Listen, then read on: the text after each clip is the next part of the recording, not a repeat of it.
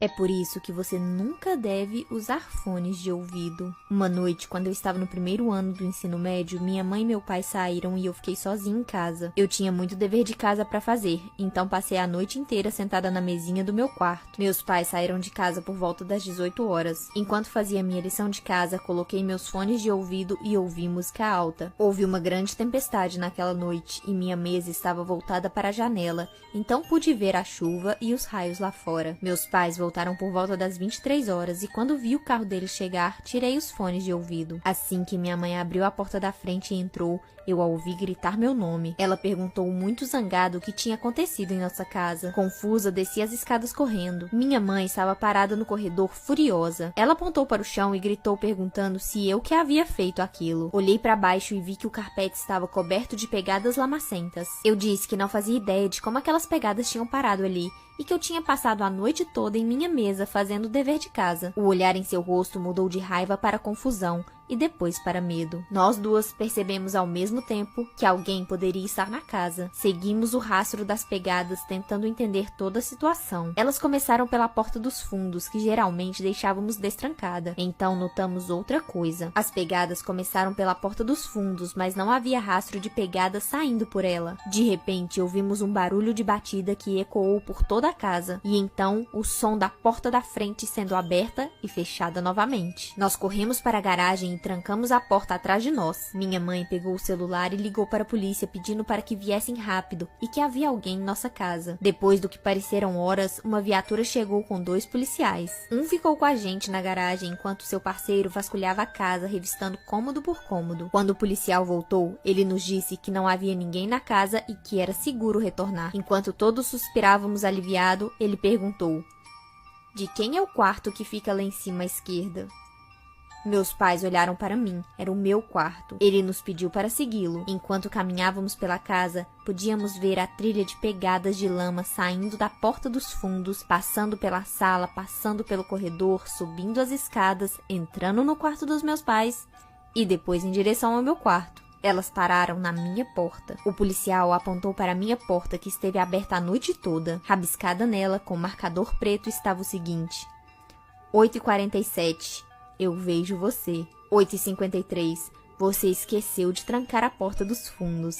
8h58. Você parece focada. 9h24. Vire-se para cá. 9h47. Olhe para mim. 10h15. Olhe para mim. 10h37. Olhe para mim. 10h49. Olhe para mim. Por mais de 2 horas, alguém esteve parado na minha porta, me observando. O que teria acontecido se eu tivesse me virado? Minha família tem uma tradição, ou seria uma maldição. Em todo aniversário de 10 anos, um palhaço aparece. Ninguém o contrata, ninguém o conhece. No aniversário do meu primo Jake, foi a primeira vez que eu vi. Ele tinha a pele extremamente branca, nariz vermelho e 2 linhas pretas que cortavam os olhos. Ele chegou na festa e todos paralisaram. Ele entregou um presente a Jake, que agradeceu, e o palhaço foi embora. Era um livro. Imediatamente seu pai tirou o livro dele e entrou na casa. No meu aniversário de 10 anos, o mesmo aconteceu. Meus pais nunca me deixaram ver o livro que ganhei. Anos se passaram, então chegou o aniversário de 10 anos da minha filha Wendy. E lá estava novamente o palhaço. Tudo se repetiu, mas dessa vez eu quem havia tirado o livro da minha filha para escondê-lo no sótão. Porém, enquanto subia as escadas, a curiosidade foi mais forte e eu abri o livro. Nele tinha gravuras de Wendy em seu aniversário, exatamente como estava acontecendo. Passei algumas páginas e vi o palhaço segurando uma em sua mão. As pessoas corriam desesperadas e tinha algumas caídas no chão. Foi quando eu ouvi o primeiro grito. Olhei pela janela e vi a mesma cena do livro. Liguei para a polícia e quando chegaram havia muitos corpos. Disse que não sabia quem era o palhaço. Quem iria acreditar na maldição da minha família? À noite coloquei o Wendy para dormir e fiquei curiosa quanto ao meu livro. Então fui ao sótão e comecei a ler a história. O aniversário de Alice foi incrível, todos se divertiram. Anos depois, Alice volta a ver o palhaço na festa de 10 anos da sua filha Wendy. A festa foi longa e a última para alguns. Agora é hora de dormir. Não deixe de checar Wendy, ela não deu um pio desde que foi para sua cama. Junto tinha uma gravura da cama de Wendy vazia e a janela escancarada. Nesse momento comecei a gritar pela minha filha. Quando cheguei no quarto dela era tarde demais. Em cima da cama só tinha um balão de palhaço com um recado: não seja o curioso.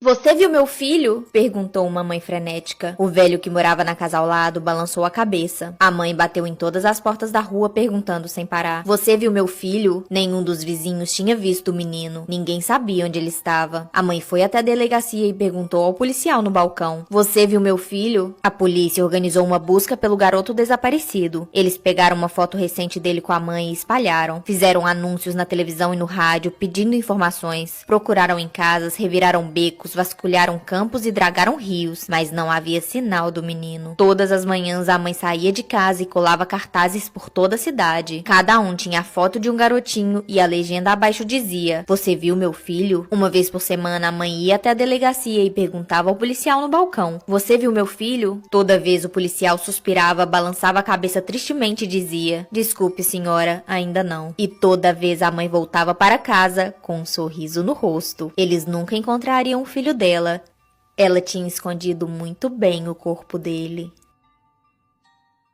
John viajou para a Coreia do Sul para ensinar inglês. Ele dividiu o apartamento com duas coreanas chamadas Mi Sun e Kim Young. Certa noite, os três foram para uma boate. Eles beberam e dançaram por horas. No final da noite, decidiram pegar um táxi para casa. John sentou no banco da frente e as garotas no banco de trás. O taxista era um sujeito estranho. Ele falava inglês muito bem e começou a contar algumas piadas. Na verdade, ele até que era engraçado e John ria de tudo que ele dizia. Quando o homem olhou para trás, percebeu que Mi e Kim não estavam rindo de nada. Na verdade, elas estavam sentadas ali, com uma expressão realmente estranha em seus rostos. Confuso, John perguntou o que havia de errado, mas elas não responderam. Em vez disso, ficaram olhando fixamente para frente. De repente, Kim Young se inclinou para frente e disse algo em coreano ao taxista. Então, ele parou no acostamento. As duas garotas desceram do táxi amarelo e começaram a andar rapidamente. John ficou intrigado, pois aquela não era a parada deles. Ele pagou o motorista e correu atrás das duas meninas. Quando as alcançou, John perguntou o que estava acontecendo. Elas se viraram com os rostos pálidos de medo. Kim disse que eles precisavam chamar a polícia imediatamente. Mi perguntou se John não havia escutado. Do banco de trás, durante a viagem, as duas meninas podiam ouvir a voz fraca de uma mulher implorando: Socorro, por favor, me ajude, socorro. Numa noite chuvosa, um homem chamado Pedro foi acordado por um trovão. Ele ficou deitado na cama, olhando para as sombras projetadas em seu quarto escurecido. Pedro olhou para o espelho na parede de seu quarto, quando de repente um relâmpago iluminou o cômodo. O homem ficou apavorado. Por uma fração de segundos, ele viu rostos olhando para ele de dentro do espelho, com olhos embranquecidos e bocas abertas. Inquieto pela estranha aparição, ele não conseguiu mais dormir pelo resto da noite. Sua mente continuou repassando a memória daqueles rostos perturbadores olhando para ele atentamente. Na manhã seguinte, Pedro removeu o espelho do quarto e o trancou em um depósito. Depois disso, naquela noite, ele dormiu como um bebê. Os dias se passaram e a lembrança daqueles rostos bizarros começou a desaparecer. Certa manhã, Pedro acordou e entrou no banho. Ele saiu do chuveiro e estava se enxugando com uma toalha, quando por acaso olhou para o espelho do banheiro. Foi quando um arrepio percorreu sua espinha. O vapor do chuveiro embaçou o espelho e revelou uma mensagem escrita que dizia: Por favor, devolva o espelho do quarto. Sentimos falta de observar você dormir à noite. Em uma noite fria e escura de dezembro, uma adolescente chamada Cat estava sendo babá de duas crianças. Havia um garotinho de 7 anos chamado Taylor e uma menina de 6 anos chamada Selena. Os pais haviam saído para ir ao cinema e deixaram Cat cuidando das crianças. Logo após 9 da noite, o telefone tocou. Cat atendeu e ouviu uma voz angustiada gritar: Me ajude, por Deus, me ajude. Confusa, a garota desligou, pensando que aquilo havia sido somente um trote. 30 minutos depois, o telefone tocou e a mesma voz gritou: Socorro, alguém me ajude. Dessa vez, Cat começou a ficar apreensiva.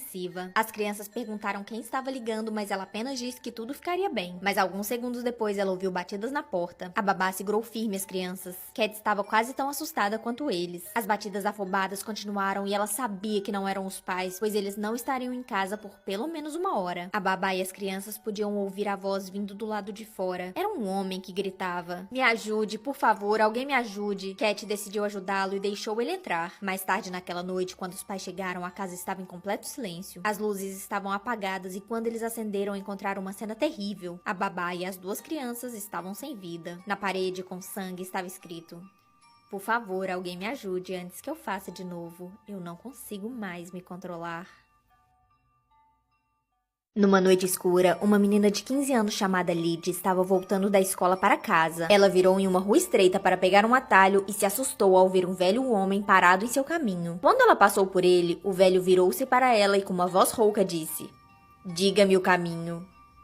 Seu rosto era nojento, sua pele coberta de cicatrizes e furúnculos e seu cabelo pegajoso. Ele tinha olhos terrivelmente esbugalhados, quase saltando das órbitas. Lydia estava apavorada. Ela estava sozinha em um beco escuro e estreito com uma pessoa perturbadora. Seu coração começou a bater mais forte. Mais uma vez o velho exigiu: "Diga-me o caminho." Lydia então perguntou para onde ele estava indo. Quando o velho lhe disse o endereço que procurava, um arrepio percorreu sua espinha. Era a casa dela. Lydia apenas respondeu que não sabia onde ficava e apertou o passo para casa. Olhando para trás, ela pôde vê-lo parado no beco, observando-a fugir. A garota ficou tão assustada